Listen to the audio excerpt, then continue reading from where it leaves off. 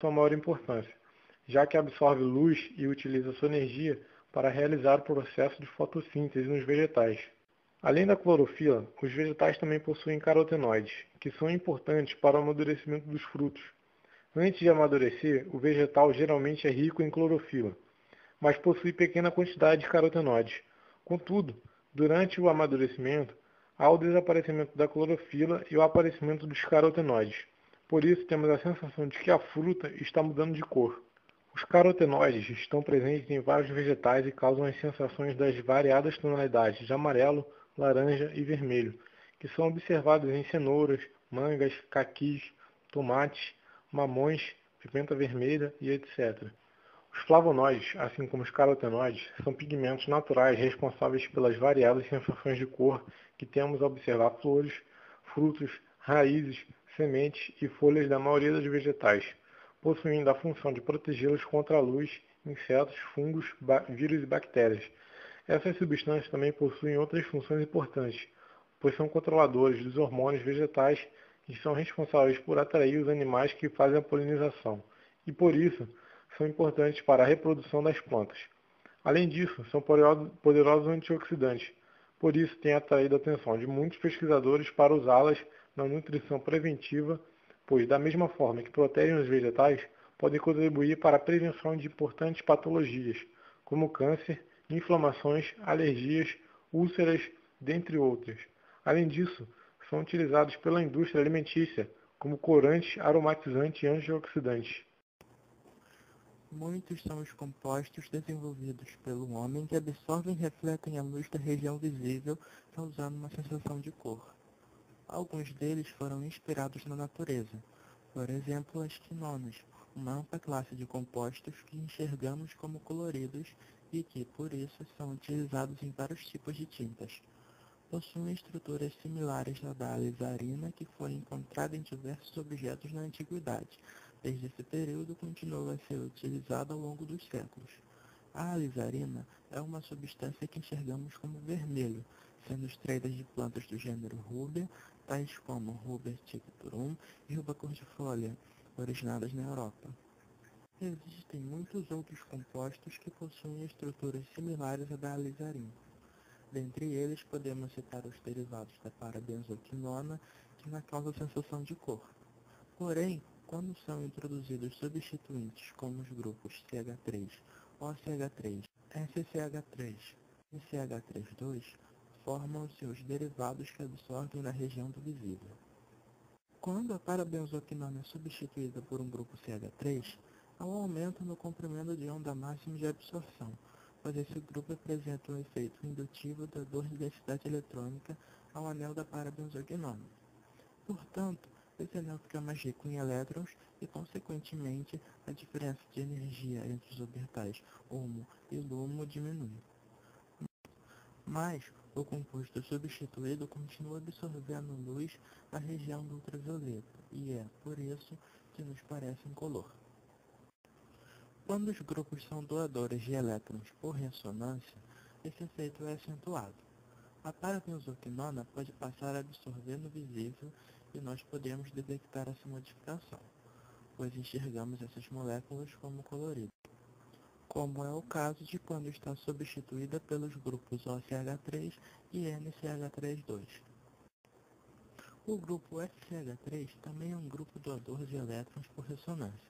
Porém, como o enxofre é maior do que o oxigênio e menos eletronegativo, os elétrons de valência estão em orbitais mais afastados, o que faz com que sejam mais facilmente deslocalizados e, portanto, o grupo SCH3 é o melhor grupo doador de densidade eletrônica, o que faz com que o derivado substituído com esse grupo absorva a luz com um maior comprimento de onda.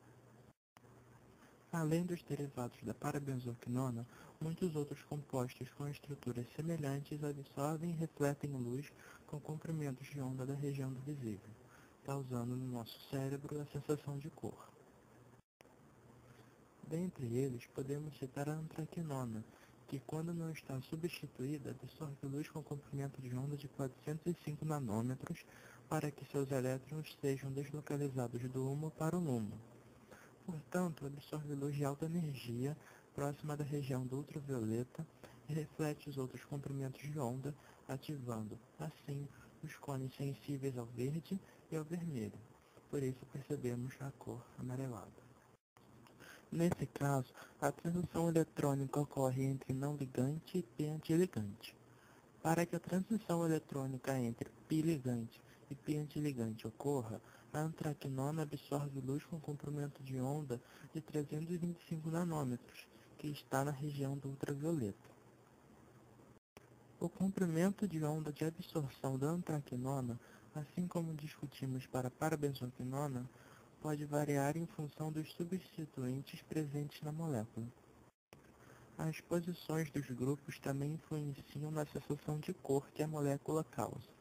Para esse composto, observamos que quando há um substituinte na posição 1, que contém pelo menos um hidrogênio ligado a um átomo eletronegativo, como o oxigênio ou o nitrogênio, este pode fazer uma ligação de hidrogênio com o oxigênio da carbonila.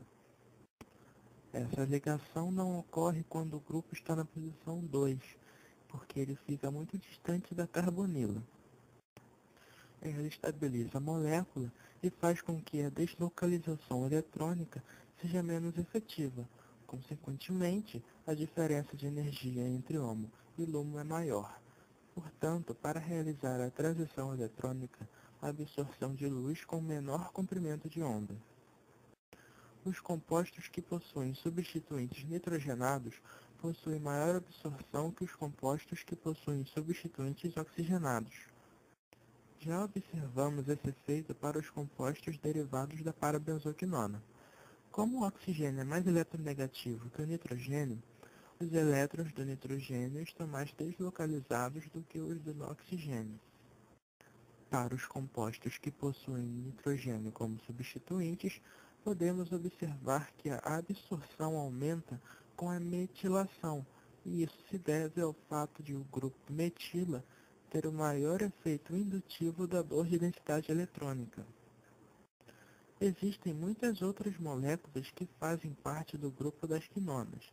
Podemos observar nessa figura que todas absorvem luz da região do visível, portanto, são percebidos como coloridas. Além desses compostos, outros que também são muito utilizados nas indústrias são os compostos azo, que se caracterizam por possuir o grupo N ligação dupla N.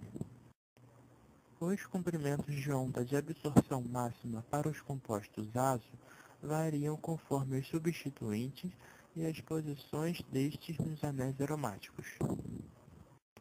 Existem compostos azo que também podem ser utilizados como indicadores, pois a sensação de cor que eles causam muda conforme o pH do meio em que estão. Um exemplo que pode ser dado é o do alaranjado de metila, que causa a sensação de vermelho em pH menor que 3,4 e de ser amarelada em pHs maiores que este. Além do alaranjado de metila, podemos citar a fenolftaleína, uma substância policílica que talvez seja um dos indicadores mais utilizados. Em meio básico, a fenolftaleína possui cor rosa, mas em meio ácido é incolor. Uma outra aplicação interessante de compostos com intensa deslocalização eletrônica é de branqueador óptico, também chamado de alvejante químico, e que pode apresentar grupos carboxílicos, azometino ou etilênicos, ligados a anéis benzênicos e seus derivados. Esse composto mascara a cor amarelada característica das fibras, pois proporciona reflexão por fluorescência na região de 430 nanômetros a 440 nanômetros quando excitados por luz ultravioleta.